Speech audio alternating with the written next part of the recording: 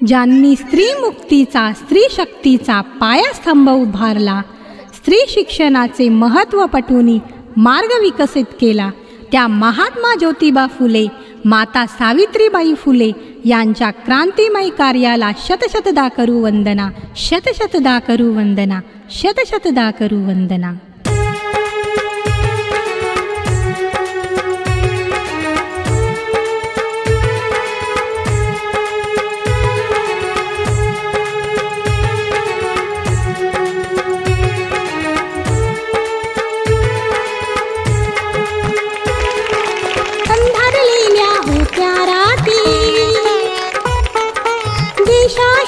जीवन होते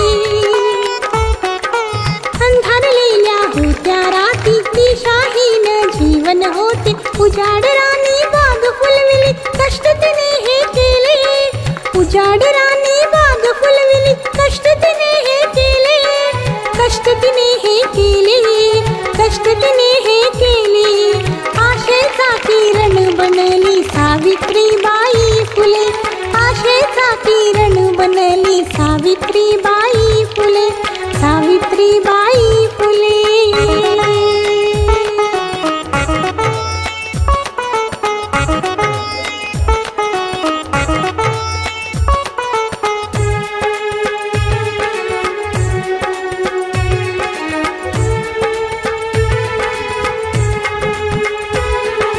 पाठी पुस्तकातील विद्या शिकविली त्या माऊलीनी, शिकविली त्या माऊलीनी.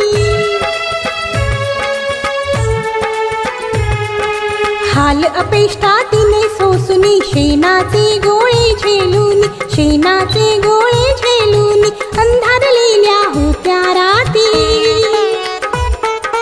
दिशाहीन जीवन होते. अंधारलेल्या होत्या राती, दिशाहीन जीवन होते.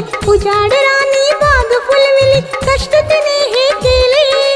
उजाड राणी बाग फुलविली, कष्ट तिने हे केले. कष्ट. स्त्रियांच्या अंधाऱ्या जीवनात पेटविल्या ज्ञानाच्या ज्योती, पेटविल्या ज्ञानाच्या ज्योती. म्हणून तर आज जगती, म्हणून तर आज जगती. अमर आहे सावित्री, अमर आहे सावित्री. अध्यक्ष महाशय, पूज्य गुरुजन वर्ग आणि येथे माझ्या उपस्थित मित्रमैत्रीण सर्वांना माझा नमस्कार. आज मी आपणासमोर क्रांतीज्योती सावित्रीबाई यांची यशोगाथा सांगण्यासाठी उभे आहे. क्रांतीज्योती पहिल्या महिला शिक्षिका तसेच मुख्याध्यापिका होत्या. त्यांचा जन्म 3 जानेवारी 1831 रोजी सातारा जिल्ह्यात नायगाव या गावी झाला. वयाच्या अवघ्या 9व्या वर्षी त्यांचा विवाह ज्योतिबा फुले यांच्याशी झाला. विवाहानंतर महात्मा ज्योतिबा फुले यांनी सावित्रीबाईंना लिहायला वाचायला शिकवले व स्त्री शिक्षणाचा पाया रचला. क्रांतीज्योती सावित्रीबाई व महात्मा ज्योतिबा फुले यांनी 1 जानेवारी 1848 रोजी पुण्याच्या बुधवार पेठेत मुलींची पहिली शाळा काढली. सावित्रीबाईंना बालविवाह, केशवपण, सतीप्रथा अशा वाईट प्रथांना विरोध केला. सावित्रीबाईंनी काव्य फुले बावनकशी, सुबोध, रत्नाकर असे काव्यसंग्रह लिहून समाज जागृती केली. अखेर 10 मार्च 1897 रोजी या ज्ञानज्योती क्रांतीज्योती सावित्रीबाईंनी अखेरचा श्वास घेतला. अशा या तेजस्वी ज्ञानज्योती क्रांतीज्योती सावित्रीबाईंना माझे कोटी कोटी प्रणाम. एवढेच बोलून मी माझे 2 शब्द संपवते. जय हिंद, जय महाराष्ट्र.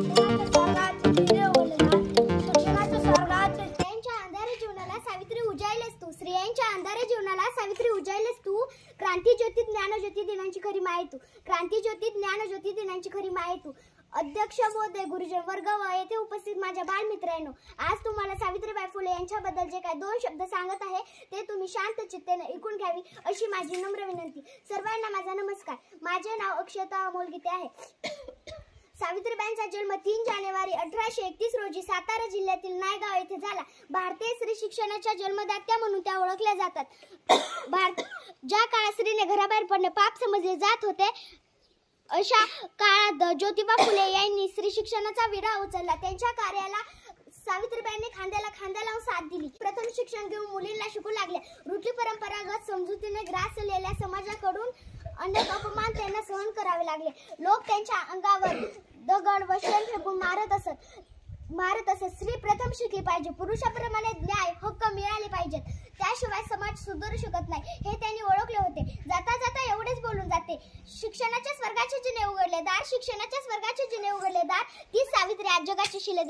सावित्री आज जगाचे शिलेदार. एवढे बोलून मी माझे 2 शब्द संपवते. जय हिंद, जय महाराष्ट्र. सूर्याप्रमाणे तेजस्वी असणारे व्यासपीठ, चंद्राप्रमाणे शीतल जाणारे माझे प्रिय गुरुजन व चांदण्याप्रमाणे चमकणारे माझे विद्यार्थी मित्रांनो, आज 3 जानेवारी सावित्रीबाई फुले यांची जयंती. शिक्षणाच्या स्वर्गाचे जिने उघडले दार, शिक्षणाच्या स्वर्गाचे जिने उघडले दार. ती सावित्री आज जगाची शिलेदार, ती सावित्री आज जगाची शिलेदार. सावित्रीबाई फुले यांना विनम्र अभिवादन करून मी माझ्या भाषणाला सुरुवात करते. ज्या काळात मुली जन्माला येणे हे सुद्धा पाप समजले जात होतं, ज्या काळात मुली 9-10 वर्षाच्या झाला की त्यांचं लग्न त्यांच्यापेक्षा 20 ते 25 वर्ष वयाने मोठ्या पुरुषांशी लावून दिलं जात होतं, ज्या काळात महिलांना शिकण्याचा अधिकार नव्हता, त्यांना समाजात मान सन्मान नव्हता, अशा अंधकारणाच्या वातावरणात एका वाघिणीचा जन्म झाला आणि त्या वाघिणीचे नाव म्हणजे सावित्रीबाई फुले होय. सावित्रीबाई फुले हे नाव जरी ऐकलं तरी सर्वप्रथम आपल्या डोळ्यासमोर उभे राहते त्यांचे सुंदर प्रतिबिंब. सावित्रीबाई फुले यांनी त्यांचं संपूर्ण आयुष्य स्त्री शिक्षणासाठी, समाजासाठी, स्त्री मुक्तीसाठी खर्च केलं. अबला म्हटणाऱ्या जाणाऱ्या दुर्बल स्त्रियांसाठी सावित्रीबाई सरस्वती ठरल्या. महिला ही अबला नाही तर खरी दुर्गा आणि रणरागिणी आहे हे सावित्रीबाईंनी सगळ्यांना पटवून दिले. स्त्री पुरुषांच्या खांद्याला खांदा लावून आपली कर्तबगारी सिद्ध करू शकते हे सावित्रीबाईंनी महिलांना पटवून दिले. सावित्रीबाई यांचे जीवन कार्य, त्यांचे विचार आपणा सर्वांसाठी प्रेरक, मार्गदर्शक व दिशादर्शक आहे. तेवढेच बोलून मी माझ्या भाषणाला पूर्णविराम देते. जय हिंद, जय महाराष्ट्र. शिक्षणाच्या स्वर्गाचे जिने उघडले दार, शिक्षणाच्या स्वर्गाचे जिने उघडले दार. ती सावित्री आज जगाची शिलेदार, ती सावित्री आज जगाची शिलेदार. अध्यक्ष महोदय, पूज्य गुरुजन वर्ग आणि ते उपस्थित माझ्या प्रिय मित्रमैत्रिणींनो, सर्वांना माझा नमस्कार. आज 3 जानेवारी क्रांतीज्योती सावित्रीबाई फुले यांची जयंती आहे. यानिमित्त मी आपणास त्यांची यशोगाथा सांगण्यास उत्सुक आहे. क्रांतीज्योती सावित्रीबाई फुले या भारताच्या पहिल्या महिला शिक्षिका आणि मुख्याध्यापिका होत्या. त्या एक थोर समाजसेविका होत्या.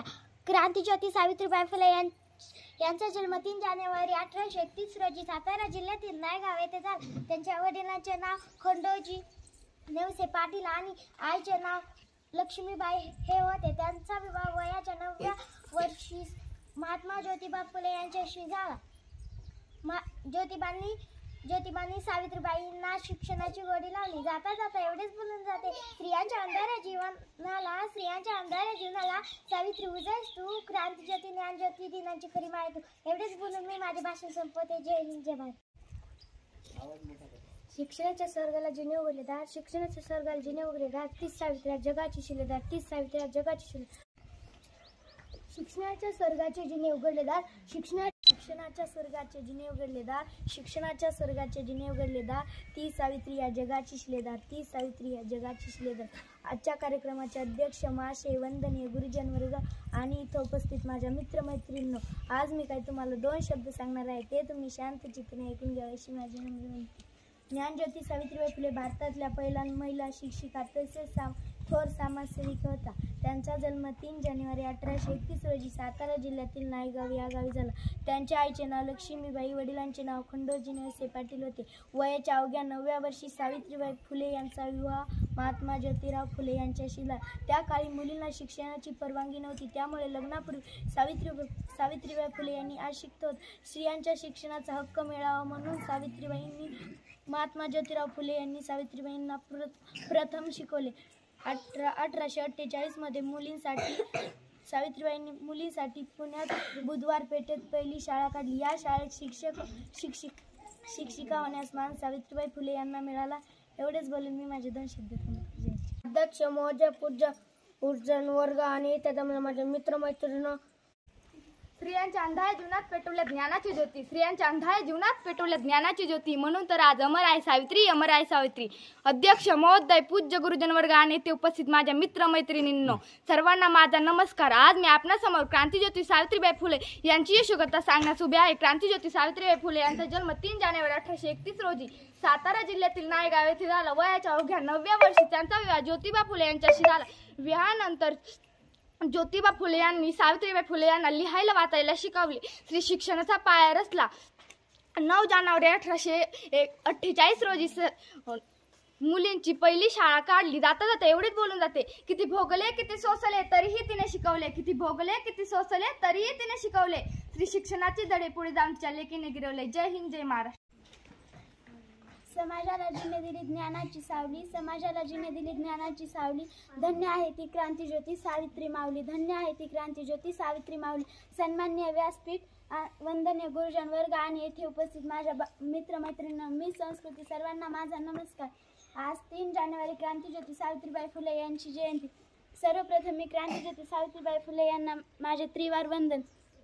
क्रांतीज्योती सावित्रीबाई फुले ह्या भारताच्या पहिल्या महिला शिक्षिका होत्या. त्यांचा जन्म 3 जानेवारी 1831 रोजी सातारा जिल्ह्यातील नायगाव येथे झाला.